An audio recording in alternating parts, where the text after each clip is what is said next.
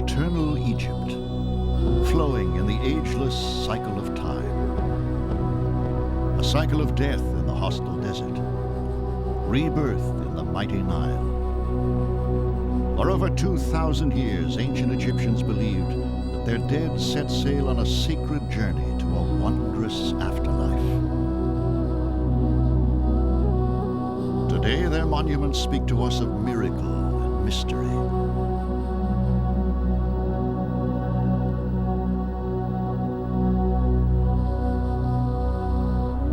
For more than 30 years, one explorer traveled on a relentless personal odyssey, seeking a pathway toward the distant past. In the end, he would be rewarded with ancient Egypt's most brilliant bequest. Howard Carter would find the tomb of Tutankhamun and gaze upon the face of Pharaoh.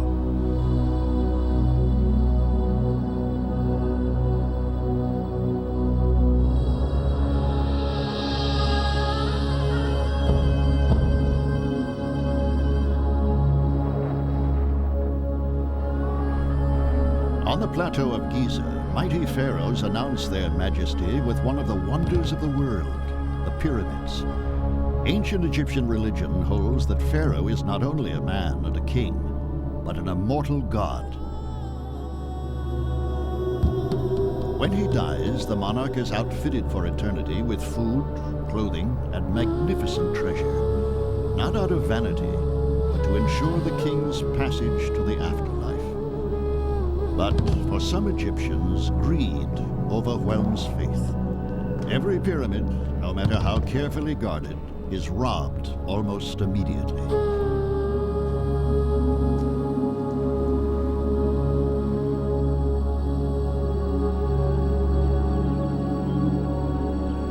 In 1570 BC, the burial site of the pharaohs is moved up the Nile to a desolate canyon that will become known as the Valley of the Kings. The site is 400 miles south of the Great Pyramids of Giza. Tombs are cut into solid rock, then hidden under mountains of debris.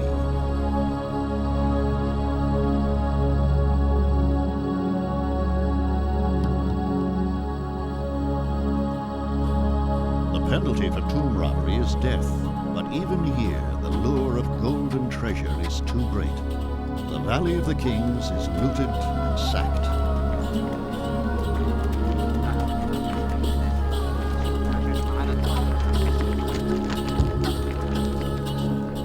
As the majesty of ancient Egypt wanes and the empire crumbles, the valley is bypassed by time. But then, another wave of invaders arrives. Men like the American Theodore Davis find the remnants of plundered tombs. In 1914, Davis gives up, declaring that the Valley of the Kings holds no more secrets. Howard Carter will labor for the next 8 years to prove him wrong.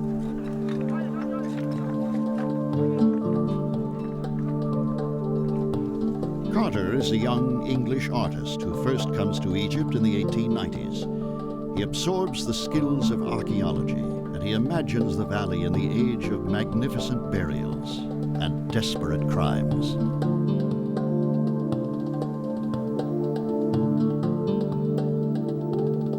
Strange sights the valley must have seen, and desperate the ventures that took place in it.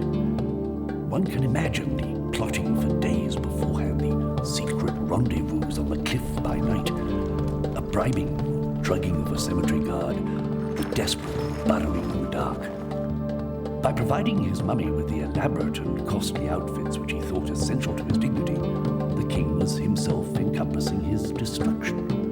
The temptation was too great.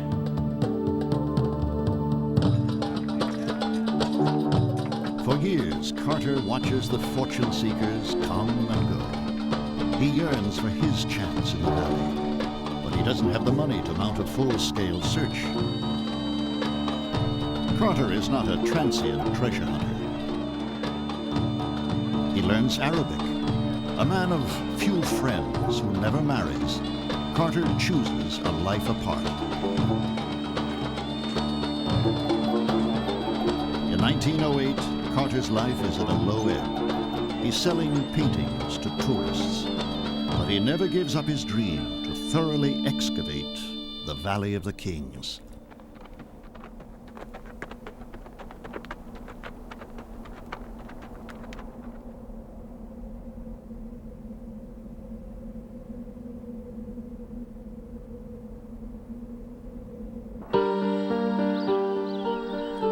In an English country castle, the man who will share Carter's quest, George Edward Stanhope Molyneux Herbert. The Lord Carnarvon has developed a passion for Egyptian art.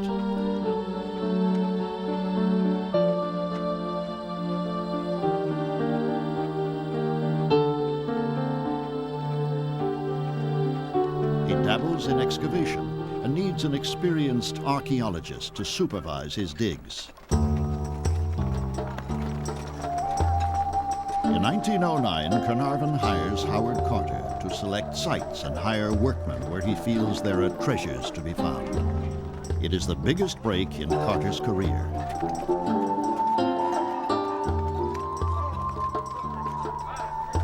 Carnarvon will spend the equivalent of millions of dollars, hiring hundreds of laborers and constructing a home for Carter on the edge of the valley.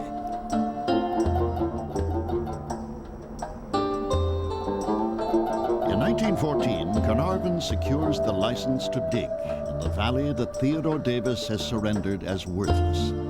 Now it's up to Howard Carter to succeed, where others in a century of searching have failed. The labor of his life has begun.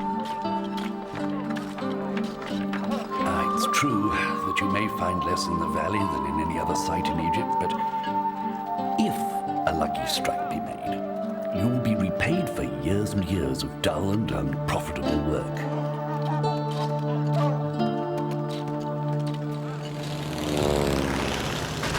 But the First World War intervenes.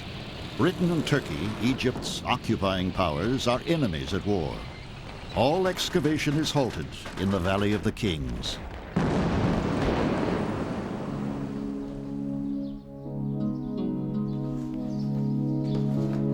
For Carter, the war affords an opportunity for planning. He studies the record for evidence of a missing king. One name does not appear. I will state that we had definite hopes of finding the tomb of Tutankhamun.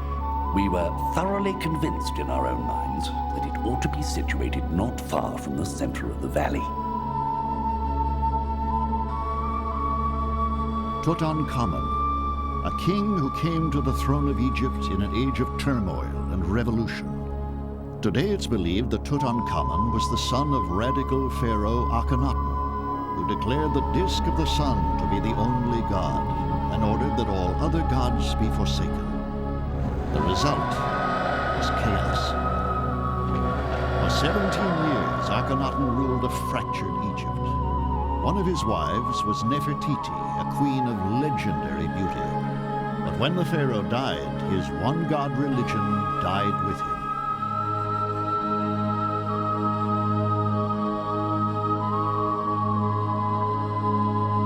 Carter knows Akhenaten's successor was the mysterious Tutankhamun, who ruled for only a few years and then vanished from history. In 1917, Egypt is firmly in British hands. Carter can resume his work.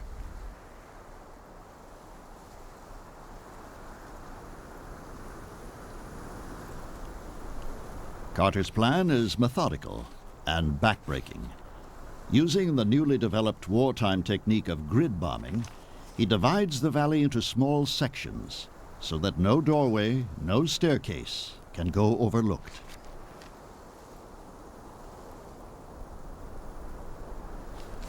If there is a royal tomb, Howard Carter will find it. Many thousands of tons of surface debris would have to be removed before we could hope to find anything. And even if there was nothing else to go upon, it was a chance we were quite willing to take.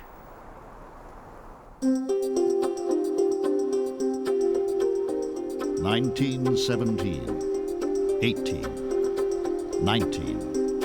The valley's treasures elude Carter, just as they had eluded all who came before him. In 1920, Carnarvon and his daughter, Lady Evelyn, arrived to inspect a meager find of pottery jars and to question the wisdom of continuing the search at all. We had now dug in the valley for several seasons with extremely scanty results, and it became a much debated question whether we should continue the work and try for a more profitable site elsewhere. After all these barren years, were we justified in going on with it? The post-war years had not been kind to the English aristocracy, and digging dry holes in Egypt is an expensive undertaking. Carter is continually afraid of being cut off by his patron.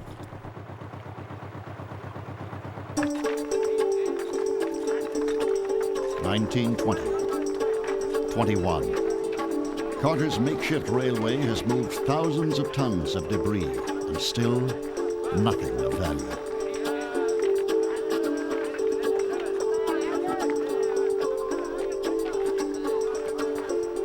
In the summer of 1922, Carter must return to England on a visit he is dreading.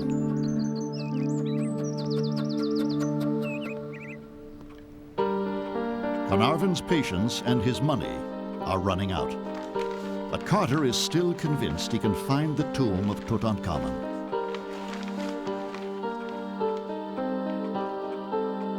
Only a small area remains to be probed. If Tutankhamun lies in the valley, he must be here. Carnarvon relents. He will finance one final dig in the Valley of the Kings. Carter returns to Egypt in November 1922. He brings with him a pet canary whose brilliant plumage amazes his workmen. His servant Abdel declares the bird to be an omen of glittering treasure. It is a bird of gold that will bring luck. This year we will find, inshallah, a tomb full of gold.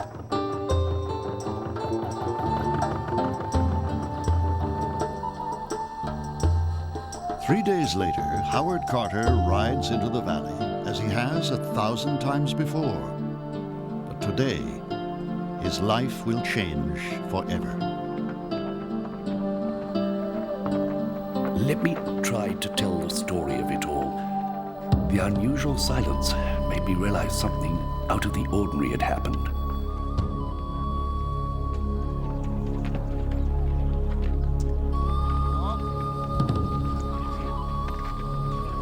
The workers have uncovered a stone staircase just a few yards from a popular tourist attraction, the burial chamber of Ramses VI.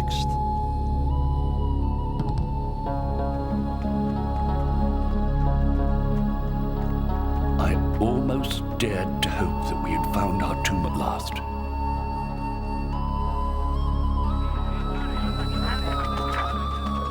Work progressed more rapidly now.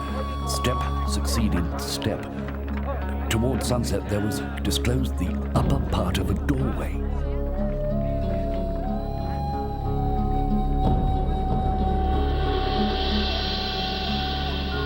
With excitement growing to fever heat, I searched the seal impressions on the door for evidence of the identity of the owner, but could find no name.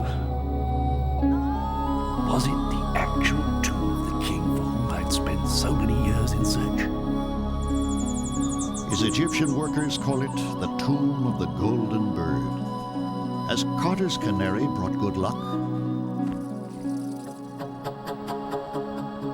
The next morning, Carter sends an optimistic telegram to Lord Carnarvon in England. At last have made wonderful discovery in the valley. A magnificent tomb with seals intact. Congratulations, Carter. Carter is obliged to wait for his patron to arrive. His spirit swings from excitement to despair.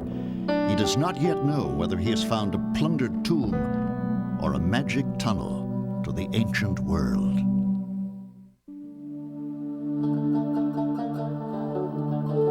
In November 1922, in Egypt's desolate Valley of the Kings, the English archaeologist Howard Carter has uncovered a doorway lost for 3,000 years. But what lies behind the sealed door? Is it the fabulous tomb of the golden bird his workmen believe?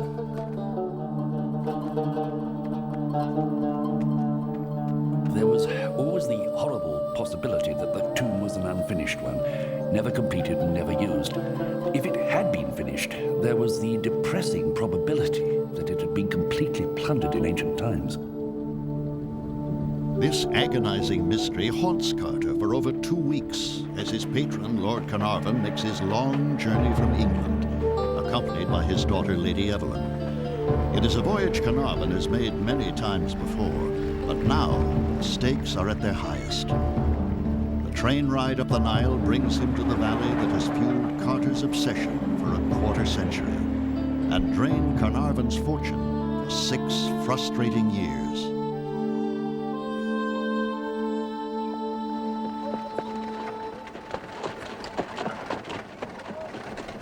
On November 23rd, exhausted, yet too exhilarated to rest, they head across the Nile and straight to the worksite.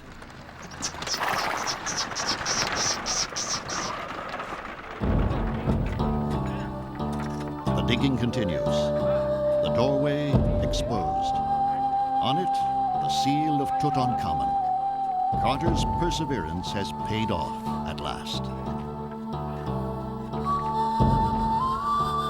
At this instant of triumph, Carter notices something. It is a crushing blow. There had been 2 successive openings and reclosings of a part of its surface. The tomb, then, was not absolutely intact as we had hoped. Plunderers had entered it, and more than once. The work continues frantically. What lies beyond? A passageway filled with rubble and rock. 3 days later, the corridor has been cleared. For the first time in 3,000 years, human footsteps echo through this silent passage to the dead.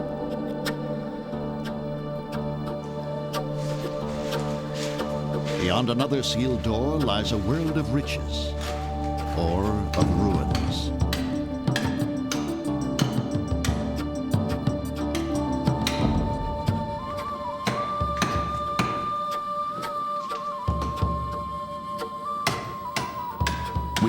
Trembling hands, I made a tiny breach in the upper left-hand corner. Widening the hole of the door, I peered in.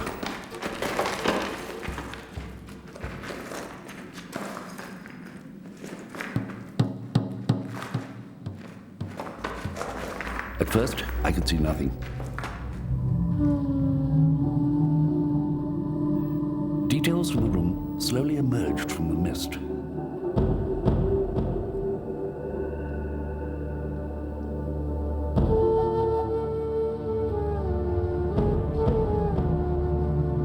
I was struck dumb with amazement, and when Lord Carnarvon inquired anxiously, "Can you see anything?"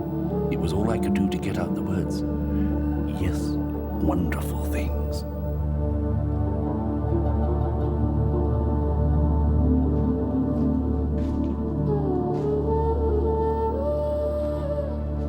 Inside lies splendor such as modern eyes have never seen.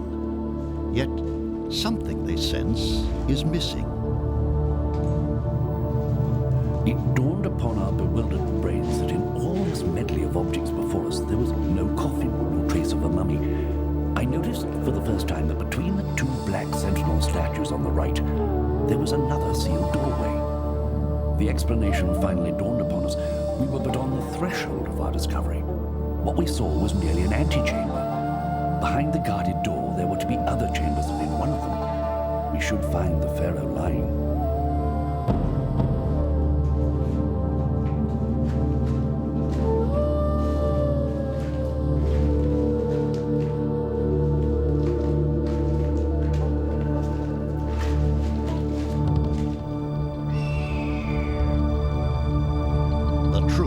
Staggers them. An intact royal tomb.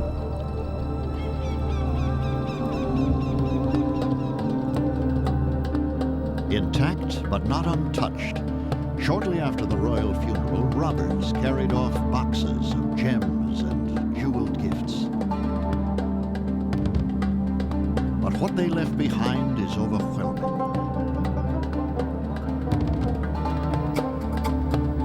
The king's chariots,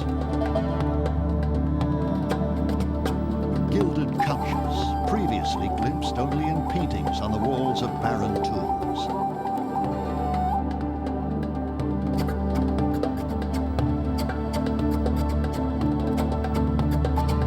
Egg-shaped boxes of meat and fowl to sustain Pharaoh on his journey.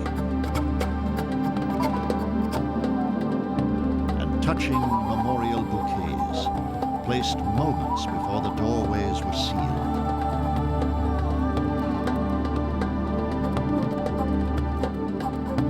The tomb is a cluster of small rooms. A hole leads to one that Carter calls the annex.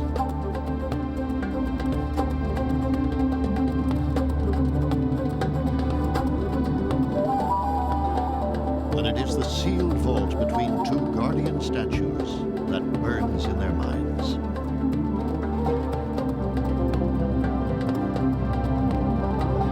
We debated far into the night the possibilities of what might lie beyond it.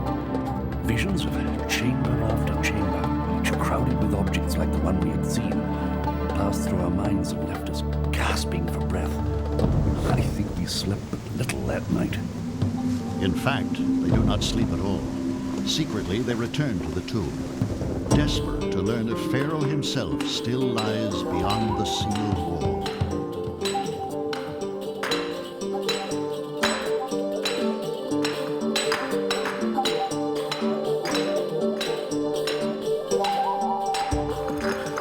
What they find is breathtaking.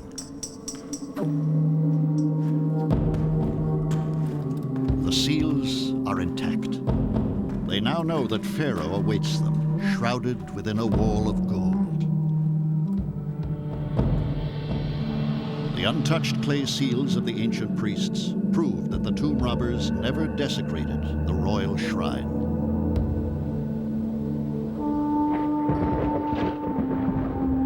Ancient Egypt is about to speak its most sacred secrets.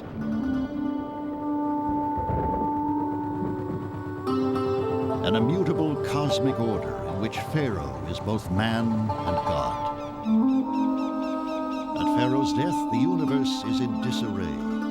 Egyptian religion demands that the proper rituals are performed, the incantation spoken, the mummy preserved. Only then can heaven and earth regain their stable rhythm. Hundreds of sovereigns make this divine passage, but only one endures to dazzle modern eyes, Tutankhamun. But before Pharaoh awakes, Carter will endure years of labor, heartbreak, tragedy, and triumph.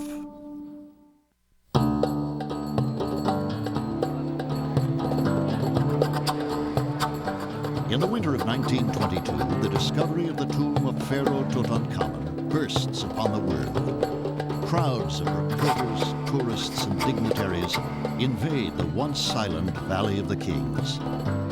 Suddenly, Howard Carter, a distant, solitary man, must contend with unending waves of the curious. Despite the mobs, Carter acts with extraordinary patience. He orders that every item in the tomb be meticulously catalogued and conserved. Lord Carnarvon predicts this will keep Carter busy for weeks. In fact, it will consume his life for the next 10 years. A team from New York's Metropolitan Museum is working nearby. Carter hires the museum's photographer, Harry Burton.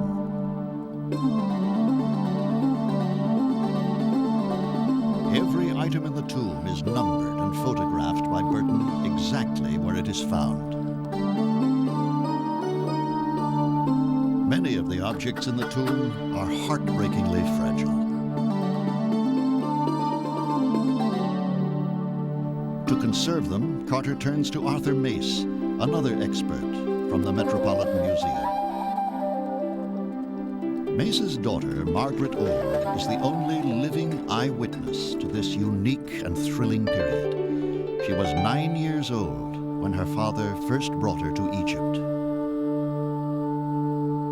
Well, the work was so exciting. Just Carter could rely on him. He knew always not only to come in emergencies when there was something very difficult to get up out of the tomb, and he knew my father would always be there and help. It was always my father who was sent for.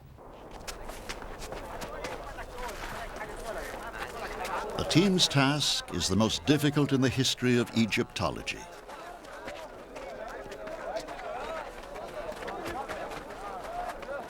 Slowly, the forgotten pharaoh Tutankhamun reawakens.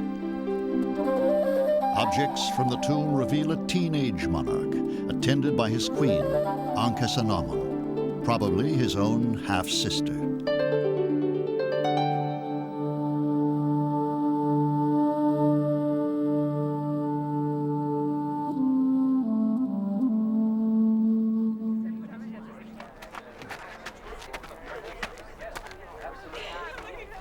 As the tomb reveals its secrets, the conservators find a tantalizing clue to Tutankhamun's youthfulness.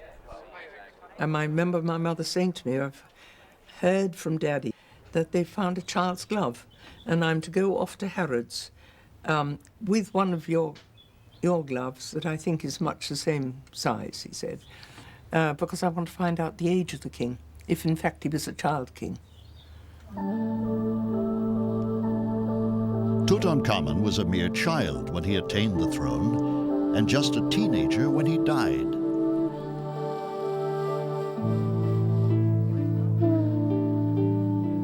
Half of the pharaoh's great wealth now belongs to Carnarvon. His triumph incenses Egyptian nationalists who believe Tutankhamun's treasures belong to Egypt.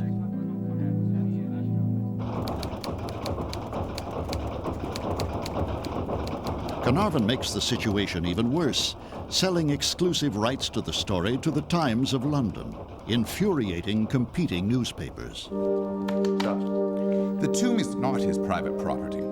He has not dug up the bones of his ancestors in the Welsh mountains. He has stumbled upon a pharaoh in the land of the Egyptians. To the nationalists, the tomb is not a treasure chest to be plundered. It is the consecrated sepulchre of a great ancestor. The thrill of the discovery has faded. Carter's patience begins to wear thin.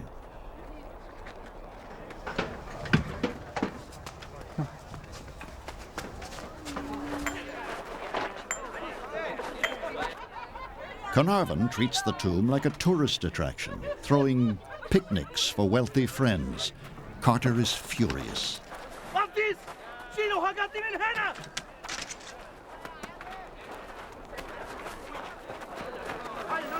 We have an opportunity in this tomb such as no archaeologists ever had before. But if we're able to take full advantage of it, it is absolutely essential that we be left to carry on the work without interruption. Half science, half sideshow, the work proceeds. Carter and Carnarvon have told no one of their secret visit to the burial chamber. They've hastily covered up the evidence of their entry.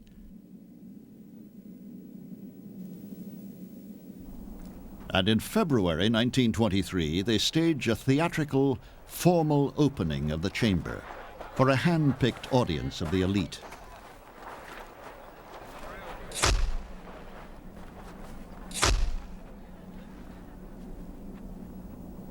Block by block, the wall falls away. Behind it, another wall of gold.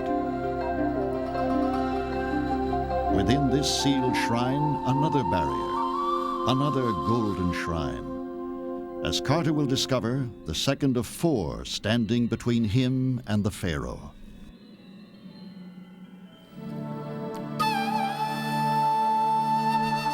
Next to the burial chamber, a treasury of ritual objects to ensure the sacred passage of the dead boy king.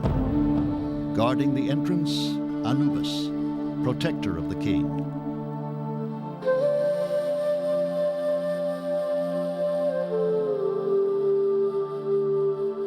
this eerie room another object of astonishing piety and grace.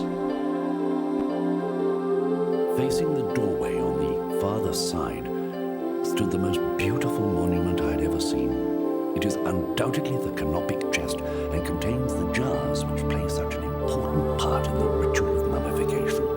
Guarded by goddesses, the jars contain the king's internal organs. The walls of the burial chamber illuminate the voyage from death to divine rebirth. The dead king carried in a procession of mourners whose white headbands convey the purity of their grief. The Ankh is bestowed, symbol of eternal life. The blessing of the high priest named Ai, the man who will succeed Tutankhamun as ruler of Egypt. And finally, the boy king embraces Osiris, lord of the underworld. Pharaoh and God are one. 12 sacred baboons representing the hours of night that presage the sun's daily rebirth, echoed in the rebirth of the king.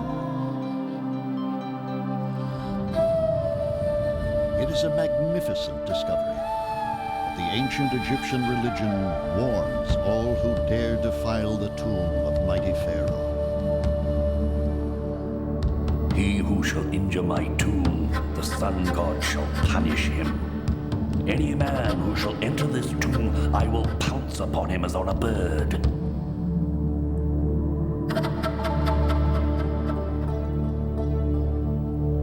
At this very moment, Howard Carter's canary is swallowed by a cobra, the sacred serpent, protector of the king.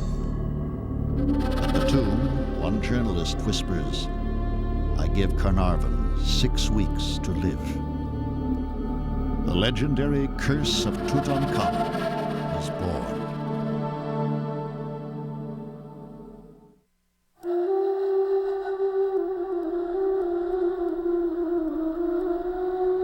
The discovery of the intact tomb of an Egyptian pharaoh is an event of immense scientific importance, but the press focuses on the macabre myth of the mummy's curse. Curse or coincidence? Scoff if you will, but one thing we know. In the dead king's crypt was this inscription: "Death shall come with swift wings to him who toucheth the tomb of a pharaoh." It is said that on the day of the official opening, Lord Carnarvon is bitten on the cheek by a mosquito. He nicks the bite while shaving. It becomes infected. And 6 weeks later, Carnarvon is dead. The official cause of death is pneumonia. But a superstitious world believes it knows what really killed Carnarvon: black magic from the mummy's tomb. Strange phenomena multiply. A power failure in Cairo at the hour of Carnarvon's demise. The sudden death of the nobleman's favorite dog at his English castle. And of course, the devouring of Howard Carter's pet canary. The myth of King Tut's curse will persist for decades. None among the tourists who flocked to view the underground treasure house dreamed that of the 15 who opened it to the world, 12 would meet unnatural deaths within the short span of 10 years, most of them under mysteriously sinister circumstances. The image of an angry mummy becomes a fixture of horror movies and books. While the gullible tell their ghost stories, Howard Carter fights desolation and gloom. He has lost his patron.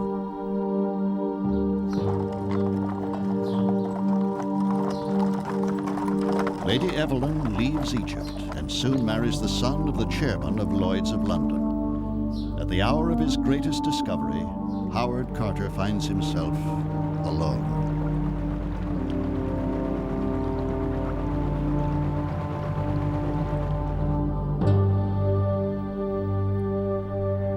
It takes a full year before he can undertake the most arduous task of all: the dismantling of the golden shrines in which Tutankhamun's mummy still lies. It is a time when Carter needs to concentrate undisturbed, but the crowds of the curious grow and grow. In the winter of 1923, Harry Burton and Arthur Mace resumed their meticulous labors. Mace's daughter, Margaret Orr, often visited her father's laboratory that season. This was a very beautiful disused tomb that they turned into a workshop, basically. All I remember, really, was my father saying that there should be better ways of looking after things, but all they could think of doing at that time was pouring melted wax on the things to keep them together, before they were moved. Because everything was so terribly fragile, and he showed me all this. And then he said, I think you'll like the chariots best, and I certainly did. The carving was absolutely lovely. Each side of the seat, there were these figures. Even I then could just stand looking at them, trying to pick out the different types of faces. And it just struck me as very romantic, this young boy king sitting in this beautiful, very golden chariot, going roaring over the desert. That really captured my imagination.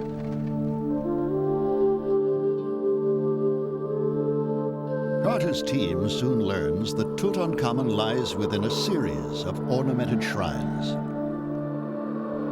For 12 weeks, working in stifling conditions, they disassemble the royal mausoleum, until finally the doors of the fourth and last shrine are swung open.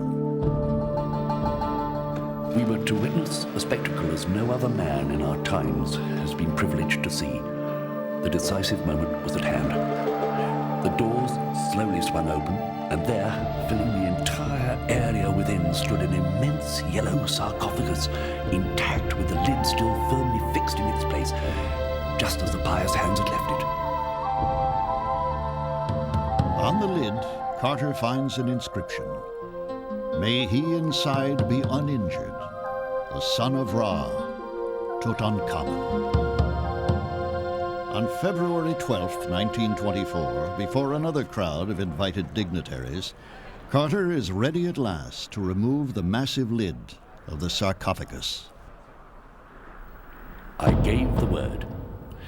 Amid silence, the huge slab, weighing over 1.25 tons, rose from its bed. The light shone into the sarcophagus. The contents were completely covered by fine linen shrouds. A gasp of wonderment escaped our lips, so gorgeous was the sight that met our eyes. A golden effigy of the young boy king of most magnificent workmanship filled the whole of the interior of the sarcophagus.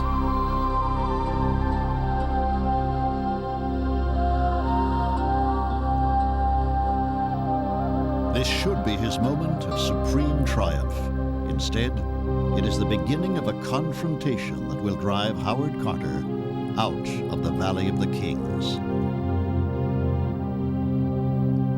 In Cairo, a new government of Egyptian nationalists sees Tutankhamun as the perfect symbol of Egyptian majesty and power. When Carter proposes that the wives of his colleagues, not a group of visiting Egyptian officials, should be the next to enter the tomb, the government denies permission. Carter is outraged. He padlocks the entranceway.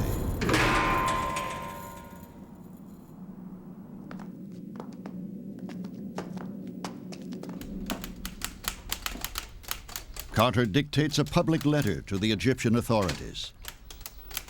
Owing to the impossible restrictions and discourtesies of the Egyptians' Public Works Department, all my colleagues have refused to work any further upon their scientific investigations in the tomb. The government gives Carter 48 hours to surrender the key. He refuses. Time runs out. The Egyptians make good on their threat. They send an armed force to his home. The ministers were to go down and take the locks, break the locks, and take over the tomb.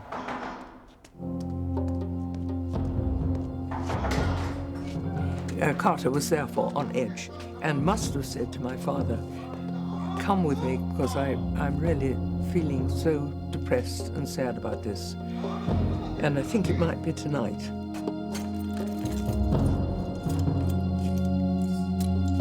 How extraordinary that the Egyptians decided they'd got to bring an army to take the locks away from one defenseless little man. It is archaeology's first labor strike and Howard Carter's biggest mistake.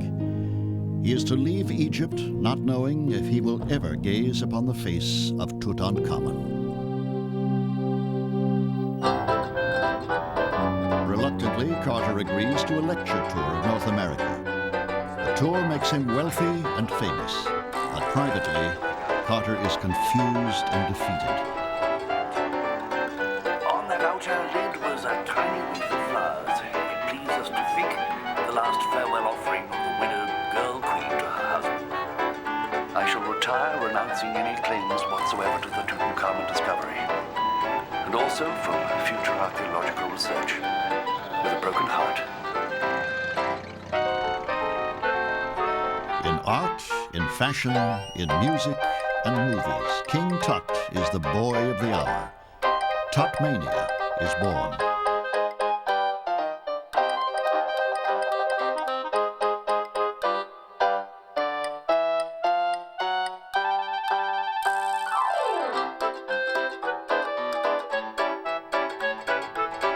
Carter returns to England in the summer of 1924. At the Wembley exhibition of the Empire's achievements, a full-sized recreation of Tutankhamun's tomb has been installed without Carter's knowledge or approval. Carter attempts to sue, but backs down. Tut's tomb is the hit of the fair.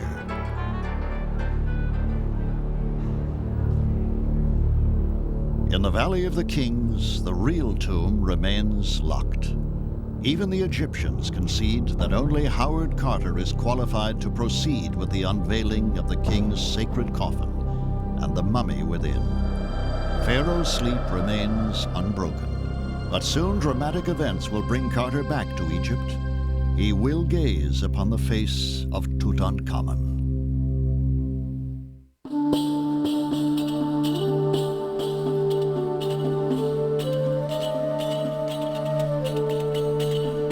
In eternal Egypt, death is the agent of renewal. Now, death brings renewal to Howard Carter.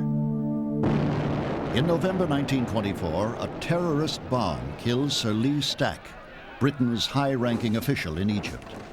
Britain retaliates by forcing the nationalist government to resign and installing a new government sympathetic to British interests.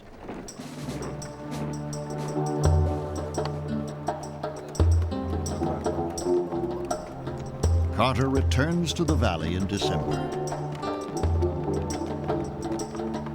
But the rules have changed. His future work will be supervised by Egyptian officials. As the work resumes in the Valley of the Kings, Howard Carter's moment of truth is at hand. Within the sarcophagus, the sheer magnificence of the artistry continues to astound Carter as coffin within coffin is revealed.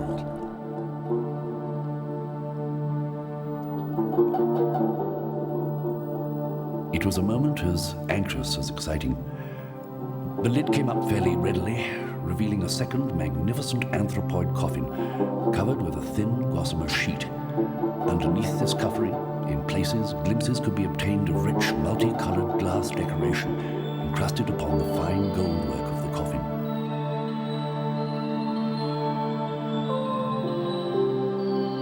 We could now gaze with admiring eyes upon the finest example of the ancient coffin maker's art ever yet seen. He presented a wonderful picture of majesty lying in state.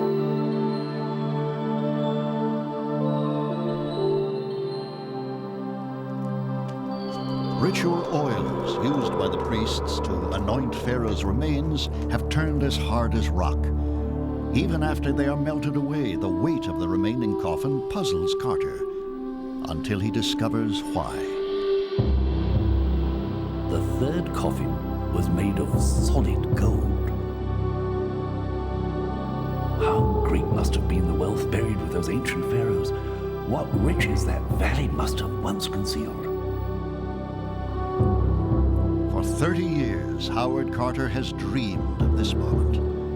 Inside the golden coffin, another unexpected treasure, and the most glorious of all, the golden mask adorning the mummy of Tutankhamun.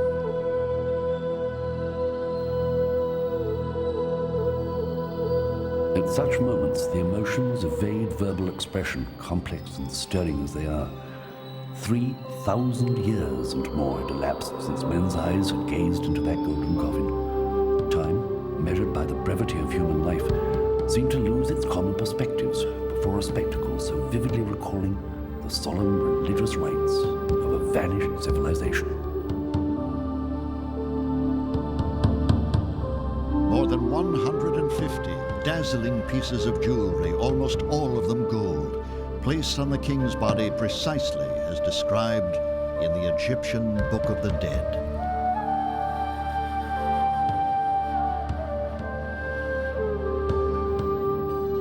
The youthful Pharaoh was before us at last, an obscure and ephemeral ruler, ceasing to be the mere shadow of a name, had re-entered after more than 3,000 years the world of reality and history. At the touch of a sable brush, the last few fragments of decayed fabric fell away, revealing a serene and placid countenance, that of a young man. The face was refined and cultured, the features well formed. The tomb had yielded its secret. The message of the past had reached the present, in spite of the weight of time and the erosion of so many years. For Howard Carter, only one question remains. Why did the boy king die so young?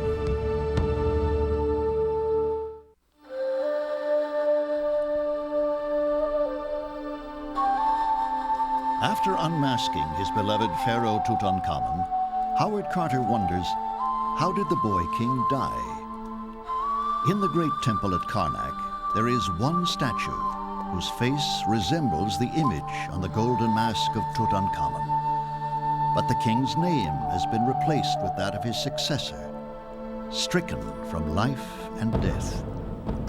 And Carter suspects the young monarch was murdered. Murdered perhaps by the very priest who anointed him in his golden tomb. Recent X-rays reveal a small bone fragment within the king's skull, possible evidence of murder.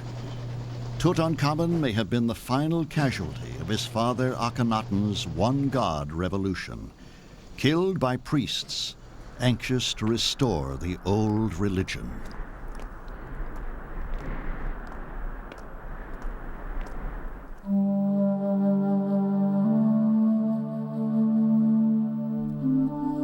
For 7 more years, Howard Carter patiently studies and conserves the majestic contents of the tomb of Tutankhamun, preparing them for exhibition at the Great Cairo Museum, a collection that over the past 30 years has toured America, Europe, Russia, and Japan, captivating millions with the most dazzling artifacts of the ancient world.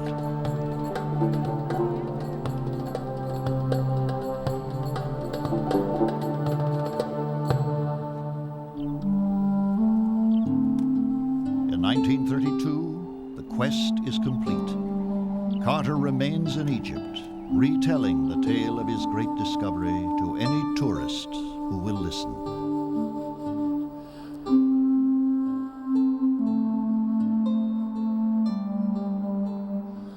In 1939, Carter dies, unhonored and forgotten in his own time.